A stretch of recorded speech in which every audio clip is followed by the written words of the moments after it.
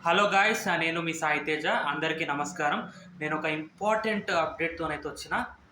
ఆ important update ఏందంటే, CJP party వాళ్ళు ఈ ప్రొటెస్ట్ ఆపేయాలి అంటే ఏం చేయాలి? వాళ్ళ డిమాండ్స్ ఏంది?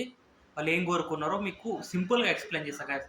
వాళ్ళ ఫస్ట్ డిమాండ్ ఏందంటే, ధర్మేంద్ర ప్రధాన్‌ని క్యాబినెట్ నుండి బర్తరఫ్ చేయాలి. ఆయన ఎడ్యుకేషన్ మినిస్టర్‌గా ఉండు కదా! ఆయన రాజీనామా చేయాలి. ఇది వాళ్ళ ఫస్ట్ డిమాండ్.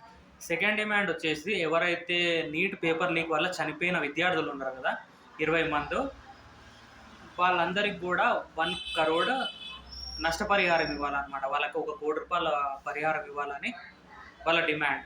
ఇంకా థర్డ్ డిమాండ్ వచ్చేసి ఏంటంటే, ఈ ప్రొటెస్ట్‌లో ఢిల్లీ జంతర్ మంతర్ ప్రొటెస్ట్‌లో ఎవరైతే పాల్గొన్నారో వాళ్ళ మీద ఎఫ్ఐఆర్ ఫిల్ చేయొద్దు.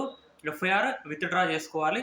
ఫ్యూచర్‌లో కూడా ఏ స్టూడెంట్ మీద టార్గెట్ చేయొద్దు. అంటే ఎవరైతే ఈ ప్రొటెస్ట్‌లో పాల్గొన్నారో ఈచ్ అండ్ ఎవ్రీ స్టూడెంట్ మీద ఫ్యూచర్‌లో ఎలాంటి టార్గెట్ చేయొద్దు, ఎలాంటి కేసులు పెట్టొద్దు. ఓకేనా? ఇదనమాట వాళ్ళ డిమాండ్. ఇది మన ఢిల్లీలో జంతర్ మంతర్‌లో ఎవరైతే students cockroach Janata party demands అనమాట. ఒకవేళ ఈ డిమాండ్స్‌కి సెంట్రల్ గవర్నమెంట్ ఒప్పుకోకపోతే వాళ్ళు ఇంకా దాన్ని తీవ్రంగా చేస్తారంట. ఇంకా దాన్ని దేశవ్యాప్తంగా ఆందోళనలైతే ఉంటాయంట.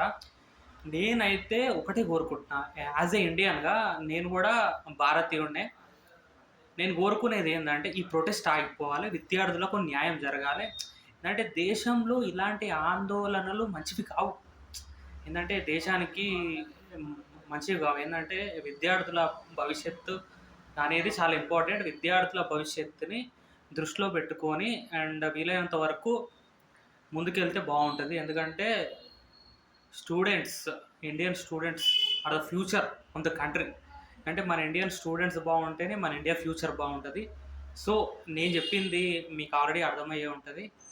కాక్రోచ్ జనతా పార్టీ వల్ల డిమాండ్స్ అనమాట. ఇవేందంటే ఇవి మంచి డిమాండ్సే నన్నడిగితే. ఎందుకంటే స్టూడెంట్స్ ప్రొటెస్ట్‌లో పాల్గొన్నందుకు వాళ్ళ మీద ఎఫ్ఐఆర్ ఫిల్ చేయడం, అలా టార్గెట్ చేయడం. ఏందంటే ఇప్పుడు ఒక స్టూడెంట్ మీద ఒక కేస్ ఫిల్ అయిందనుకోండి, అతడికి ఏ గవర్నమెంట్ జాబ్ రాదు. కాంపిటీటివ్ ఎగ్జామ్‌లో క్వాలిఫై అయినా కూడా జాబ్ రాదు పాపం. ఇంకొకటి అతనికి ఏ కార్పొరేట్ కంపెనీలో కూడా జాబ్ ఇవ్వరు.